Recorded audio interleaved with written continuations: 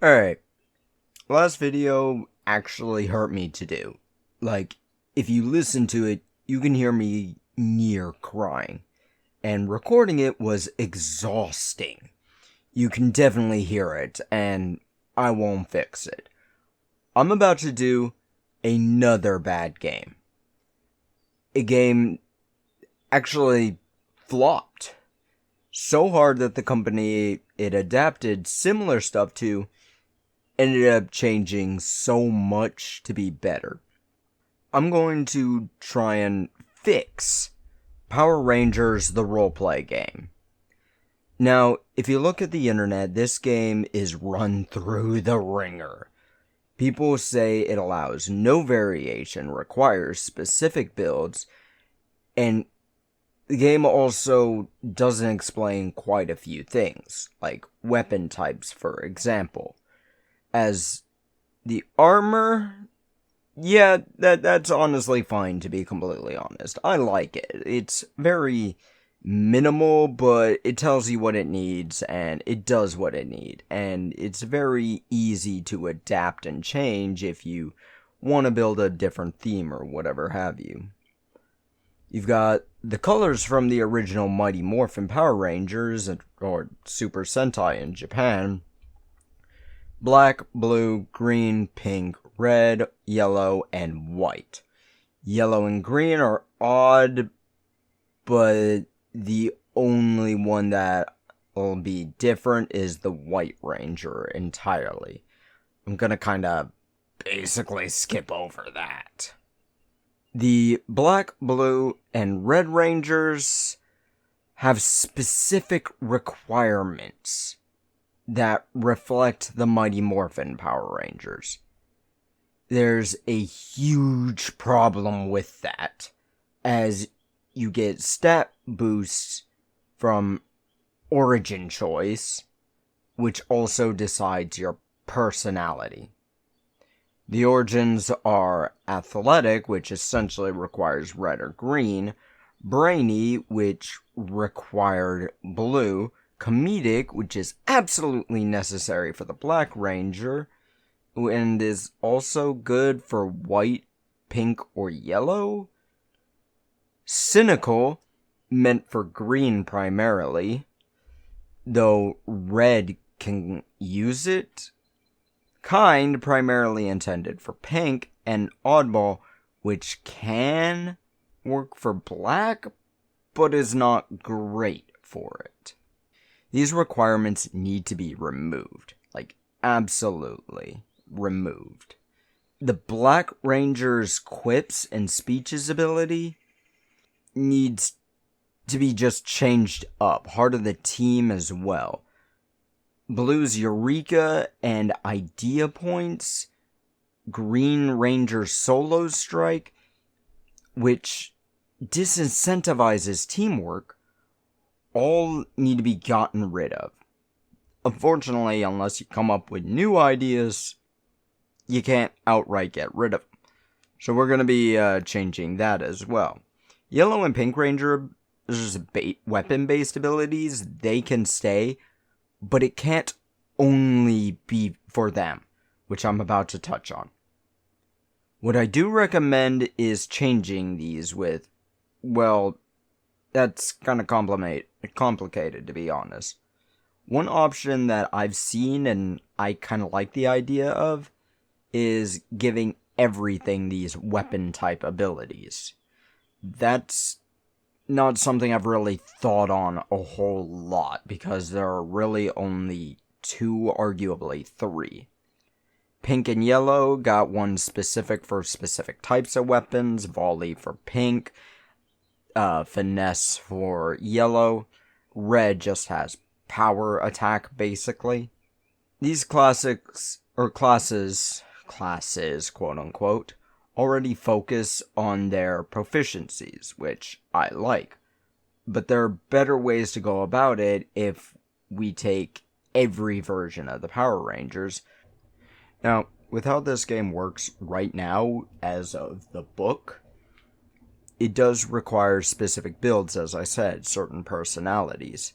What I recommend is we end up pulling all of those out, from the black's quippy comedic nature to the blue's intelligence requirements to pink's archery focus. Remove those, put them in a big old pot. If you like this thing, you can take it. If you like that thing, you can take it. If you like this other thing, you can take it. Admittedly, most of the abilities kind of link into another ability of the class. For example, Blue's idea points and Eureka ability tie tight together.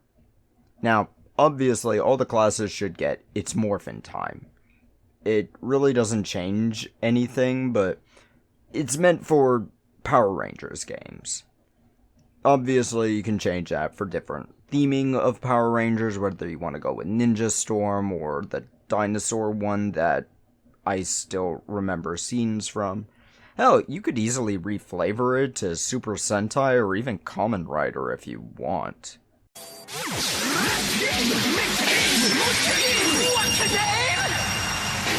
I'm a Kamen Rider. But as for the second ability, unfortunately it's a little bit more complicated. Like I said, you do need to link the second ability with the first ability because it's just how it works.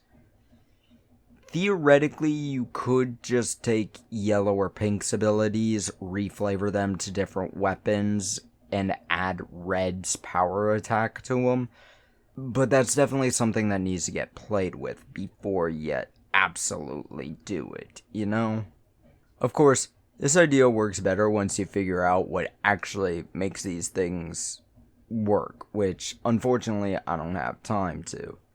What I'm recommending is essentially you remove classes entirely. Every single level, you look at the classes and see how many different abilities that class would normally get.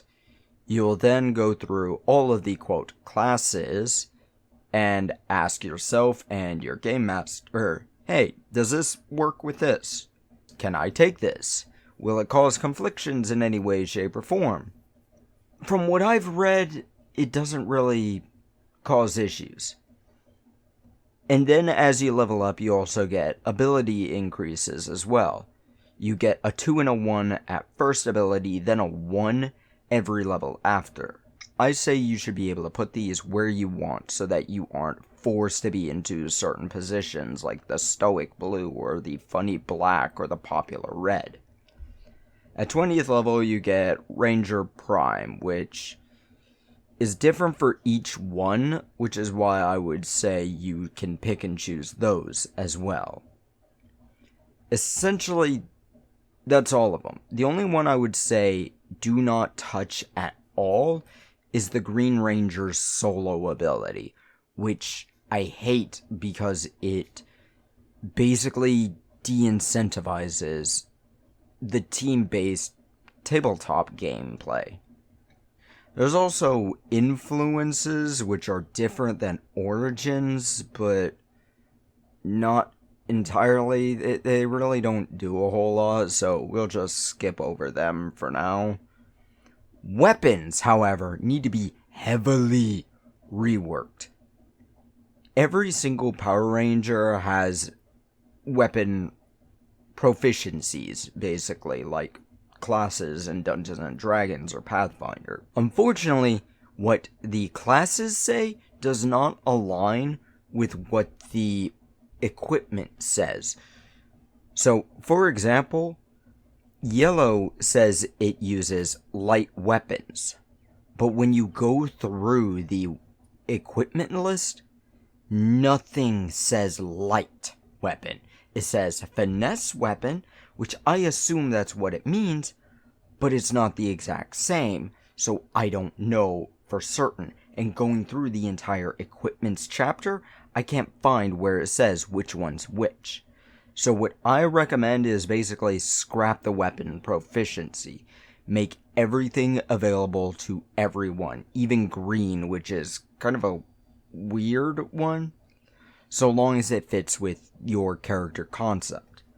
If you take the pink ability, Volley, then I would recommend any sort of ranged weapon, which they mark as targeting weapon for some reason, where you can use the bow, the gun, or even the throwing weapons.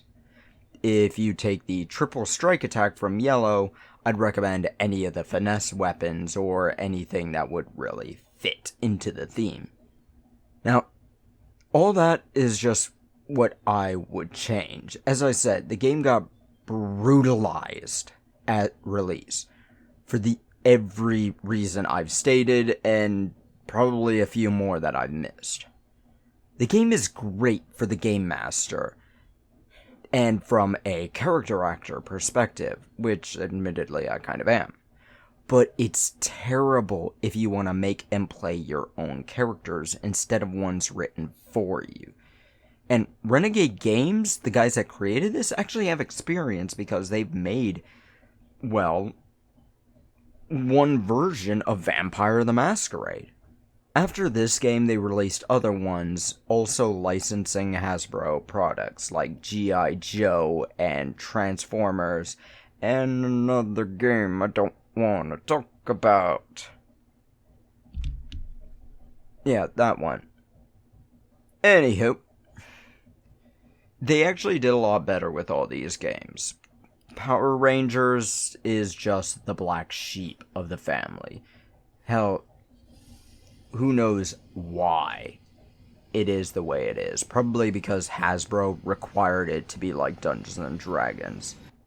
But with the Orc license coming out soon, it'll probably be one of those games where anyone can take whatever they want from it and